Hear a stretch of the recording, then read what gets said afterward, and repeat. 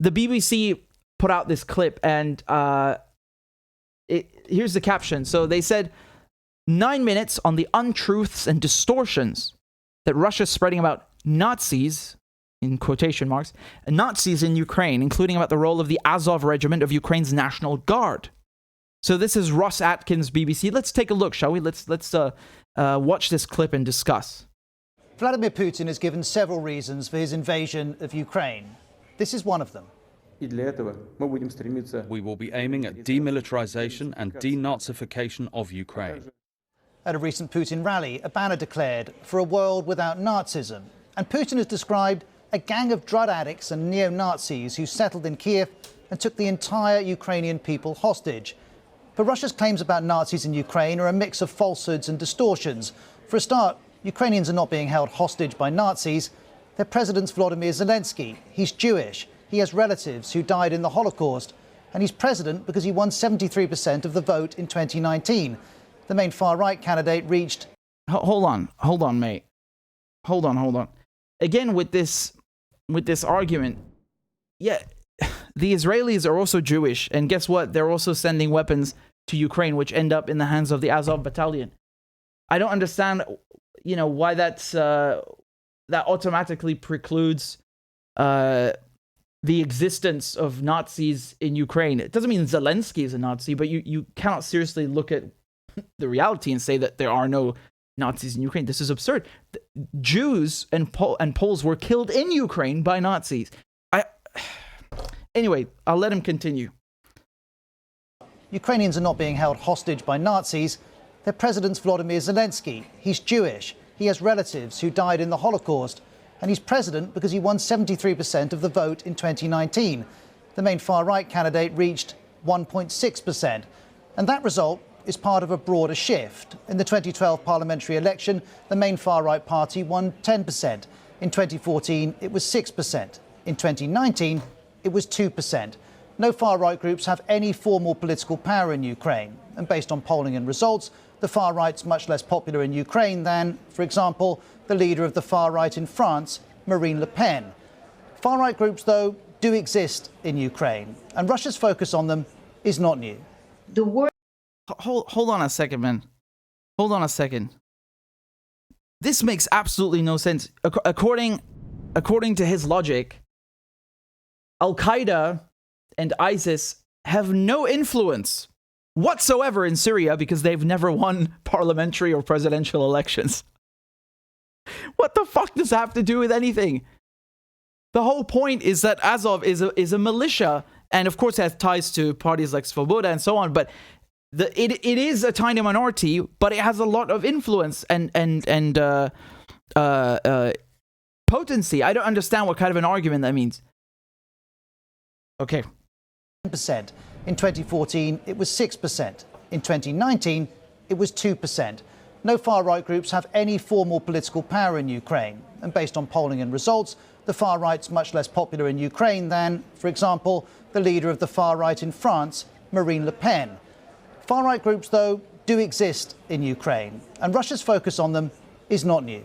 The word denazify, the idea that Ukraine has been overrun by the Nazis, is something that Russian propaganda has been talking about for 8 years, since the first invasion of Ukraine in 2014. Ukraine wasn't and isn't being overrun by Nazis, but what happened 8 years ago is relevant here.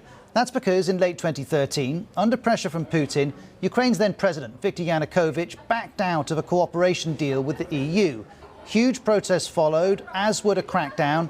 In time, Yanukovych would flee to Russia. This was a challenge to Putin's ability to influence Ukraine, and he retaliated. First, Russia annexed Crimea, then it backed separatists in parts of eastern Ukraine. And this is where the story connects back to the far right. Because in 2014, the Ukrainian military was much smaller than it is now. It was struggling, and brigades of volunteers joined the fight against the separatists. Some of them had far-right elements. The most high-profile was this one, the Azov battalion. It was set up by this man. Hold on. Do you see again how they're trying to whitewash everything? It had far-right elements. No. What do you mean far-right elements? That's a very wishy-washy way of saying they're fucking Nazis, don't you think? Far-right elements. Wow. That's like, ISIS over there, yes, they have a little extremist tendencies. Extremist tendencies. Wow, you're very colorful and creative with your language, aren't you? Andrei Beletsky, who has a history of racist and anti-Semitic views. And in 2014, the BBC's Steve Rosenberg spoke to him.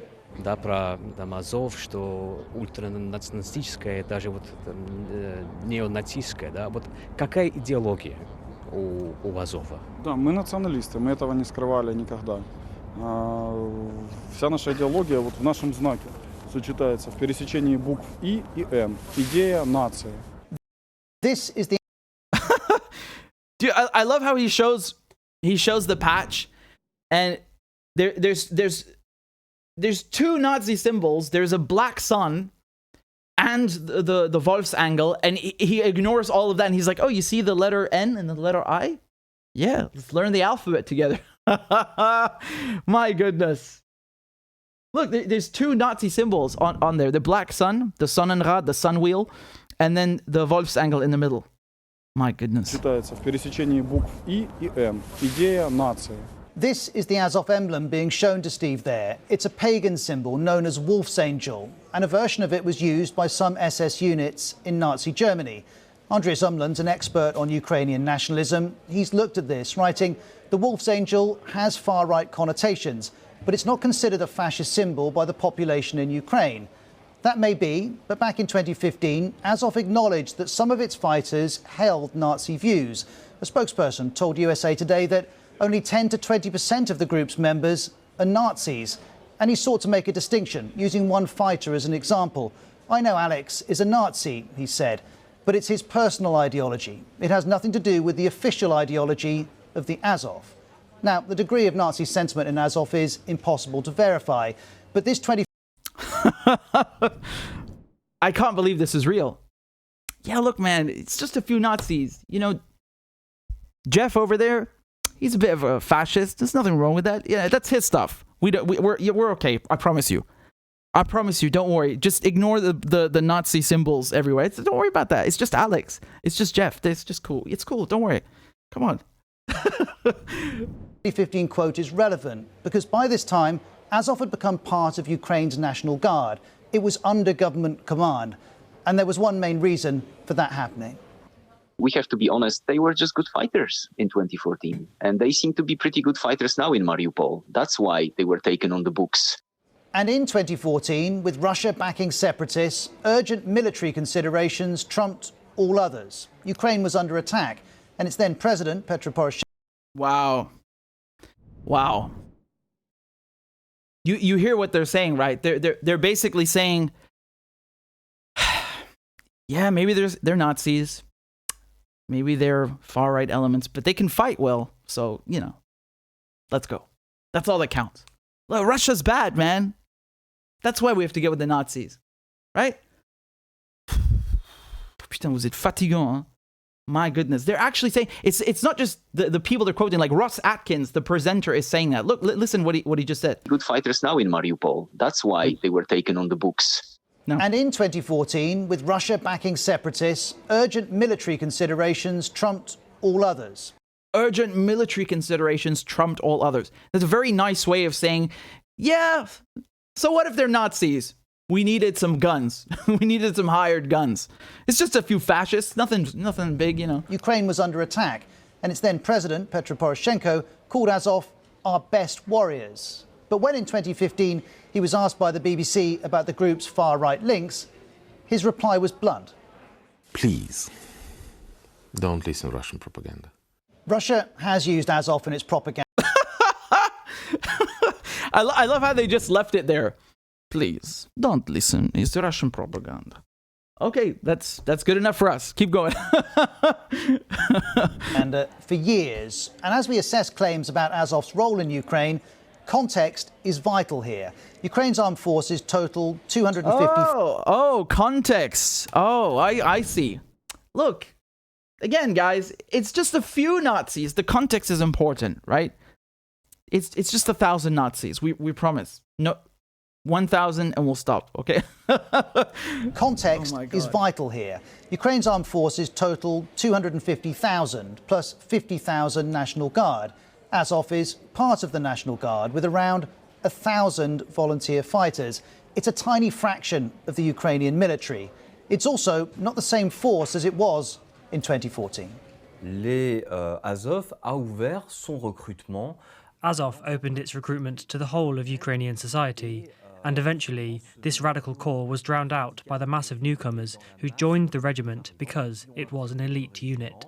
And while the membership was evolving, the founder also left to start a new far-right political party, a party which has failed to achieve any electoral success.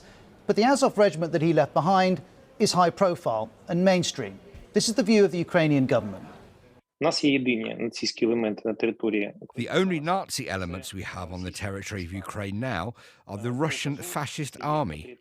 In the last few days, President Zelensky announced that Azov's commander in Mariupol will receive the highest national military award. But despite this acclaim...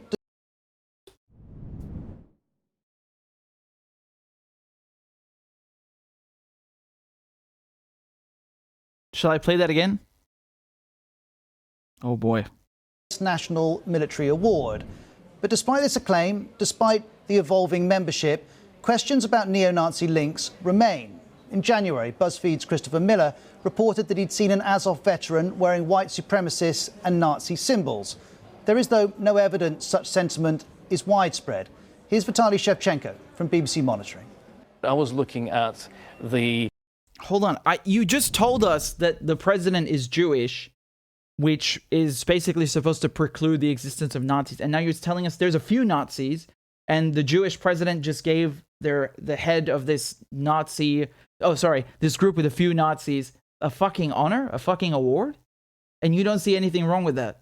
I mean, Jewish or otherwise, I don't understand why you're giving the head of a group that has Nazis in it an award. Oh my goodness. Oh my goodness. Wow. Azov Battalion's social media activity and its website, and all they talk about is fighting the Russian forces, and there's very little in terms of extremist, anti-migrant or xenophobic rhetoric there. And so it is this Azov regiment that is part of Ukraine's resistance. And just as in 2014, its focus is the Donbas region. That includes the two breakaway republics and the city of Mariupol. It is close to the Sea of Azov, which gives the regiment its name. It's also where Azov made its name. Back in 2014, Azov successfully defended the city. As Mariupol is bombarded by the Russians now, alongside other Ukrainian forces, it's trying to do so again. And Azov's presence in Mariupol, once more, makes it central to Russia's false narratives. You'll remember the horror of Russia bombing a maternity hospital in the city. Afterwards, the Russians said this. At the UN Security Council, facts were proffered by our delegation saying that the maternity hospital had been taken over by Azov Battalion and other radicals. But there's no evidence Azov were based there, no evidence it was a military facility. Then there's Russia's attack on a theatre in Mariupol that was sheltering civilians. Russia accuses Azov of doing this. There's absolutely no evidence this is true. And so, while any Azov volunteers having Nazi sympathies is shocking and worthy of note, neo-Nazis are not the threat that Russia describes. But perhaps this is not about an actual threat, and rather about something else entirely. The New York Times writes of how the word Nazi appears geared towards Russians, for whom remembrance of the Soviet Union's victory over Nazi Germany remains perhaps the single most powerful element of a unifying national identity. Putin is looking to the past to create motivation in the present. This is the historian, Shane O'Rourke. What the regime is doing is using the memory of the war, the very deep feelings it arouses, to legitimize its actions, not just in Ukraine, but in many other places as well. Putin has his reasons to do this, but he doesn't have the facts. Just after Russia's invasion, 150 historians who study genocide, Nazism and World War II released a statement. In it, they argue this rhetoric is factually wrong, morally repugnant and deeply offensive to the memory of millions of victims of Nazism. Can I just say one thing? Speaking of victims of Nazism, remember, Putin is born in Leningrad, and his older brother died in the siege of Leningrad at the hands of the Nazis, right? So, regardless whether he was affected personally or not, I don't understand. I don't understand this. So they're basically saying now that this is all made up and it's just Putin being nostalgic. I'm not really sure what they think Russians' view on World War II is. They call it the Great Patriotic War for a reason, because they lost 26 million people. I don't exactly think Russians find it very, a pleasant experience to be nostalgic of. And those who courageously fought against it. The rhetoric is factually wrong. Nazis don't hold Ukraine hostage. They're not launching attacks on Ukrainians. There's no evidence to support this kind of claim. Most of the Ukrainians hate these neo-Nazi groups, and they pray for Russia and for somebody else to liberate Ukrainian society from Nazi groups. Ukrainians don't need liberating from Nazis. To their president, this idea is pure fiction. It's already the 25th day of the Russian military trying in vain to find imaginary Nazis from whom they allegedly want to defend our people, just as they're trying in vain to find Ukrainians who would greet them with flowers. That search will continue to be in vain because while the evolution of the Azov regiment deserves scrutiny, neo-Nazis and the far right do not play the role in Ukraine that Russia falsely describes. They didn't in 2014, they don't now. Shut it. Shut it. I'm sorry I put you through this viewer abuse, but I feel it necessary to look at this and debunk the verbal diarrhea, the onslaught of propaganda. So basically, the main points in this BBC video, they're saying that they can't make their minds up. 1 minute they say there are no Nazis in Ukraine, and then they say, well, there are a few Nazis, but we don't know how many, and it's obviously not that much. Well, hold on a second. If you don't know how many there are, how can you say it's not that much? You just took the word of a Nazi from the group? What is this? What is going on here? This is manufacturing consent. This is how they brainwash and condition people in the West into supporting what they're doing in Ukraine, which is arming Nazis. I don't like. Isn't there a saying? If there's one Nazi sitting at a table and 10 people sit at that table, you have 11 Nazis. I don't know where that saying comes from, but my point is that they're basically trying to say, well, yeah, it's just a few guys, so therefore it's okay. This is the same crap they did with Syria. They said, yes, there are a few extremists fighting Bashar al-Assad, but most of them are not extremists, they're just moderate rebels. Really? Where are they? Where are they? What's the name of their battalion? What regiment? They don't exist. Do you know why? Because it's the other way around. The majority were extremists, and a tiny bit were so-called moderate rebels. They got killed by the extremists, and who dog eats dog. And right now, and for the last couple of years, who has been the dominant force on the ground in Syria? Al-Qaeda and ISIS, not moderate rebels or whatever myth you've cooked up. So the idea that, well, yeah, it's just a few Nazis in Ukraine means nothing. That means they don't have any power on the ground. And he's saying that there's no evidence of them killing Ukrainians. I don't know, man. I think people in Donbass would like a word with you about that. I think you'll find that if you actually spoke to people from there, you'd come to a very different conclusion. Man. Again, this is what bothers me, because that you could criticize what Russia's doing in Ukraine based on international law. You could argue that this doesn't fit under the framework of Article 51, self-defense in the UN Charter. Go ahead, make that argument.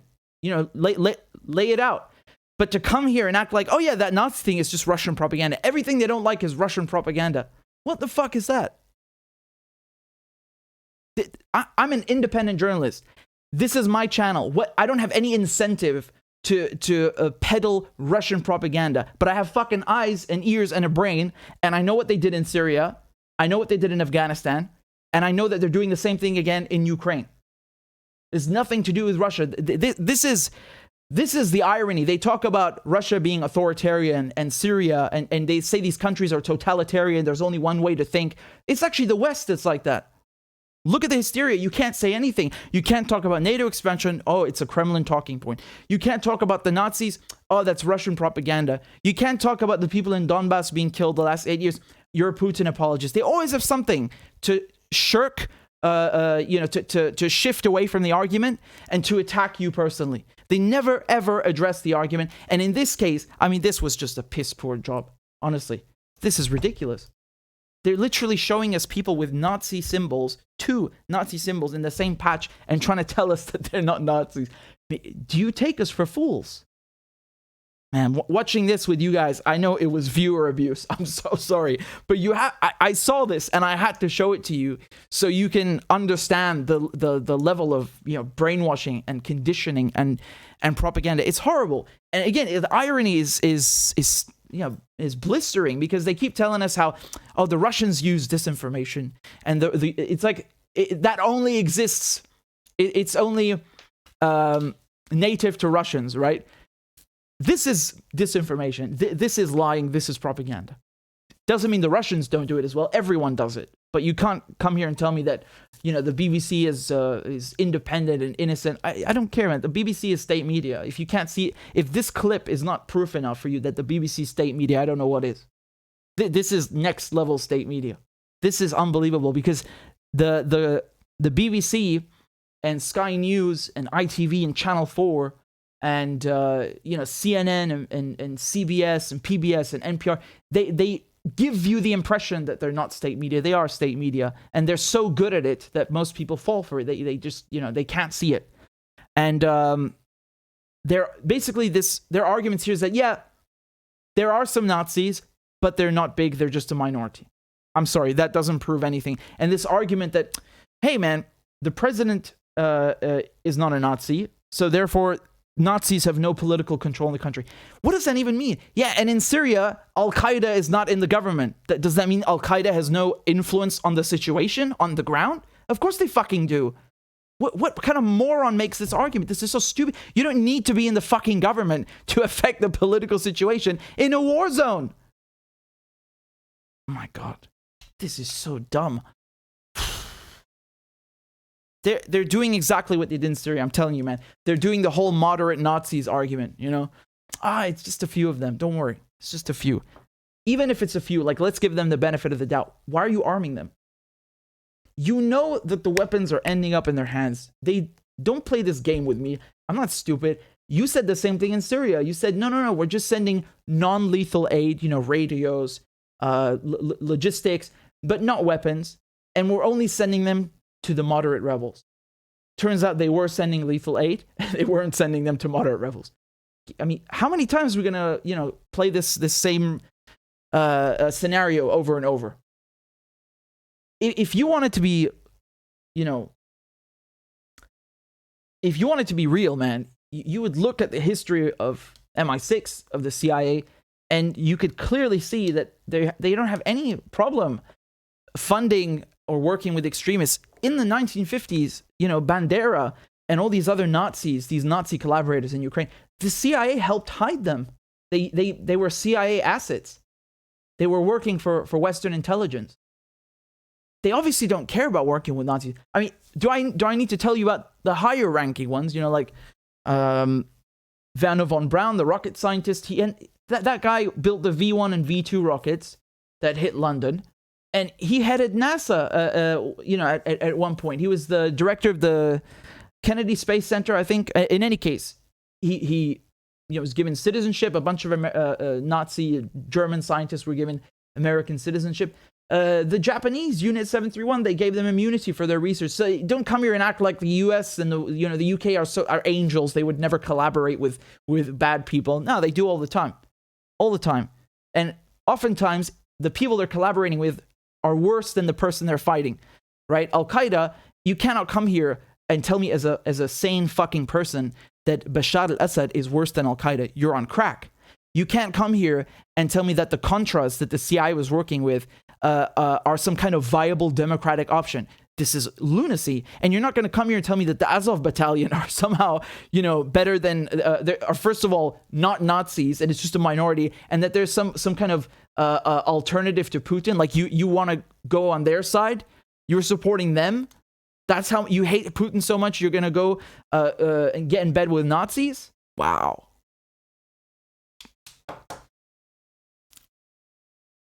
This is garbage propaganda. Again, I apologize for putting you through this. We had to watch it. We had to watch it, didn't we? Do you see how in this case, for me, for you guys, I don't think it was that subtle, the propaganda, but do you see how good they are at it? Right?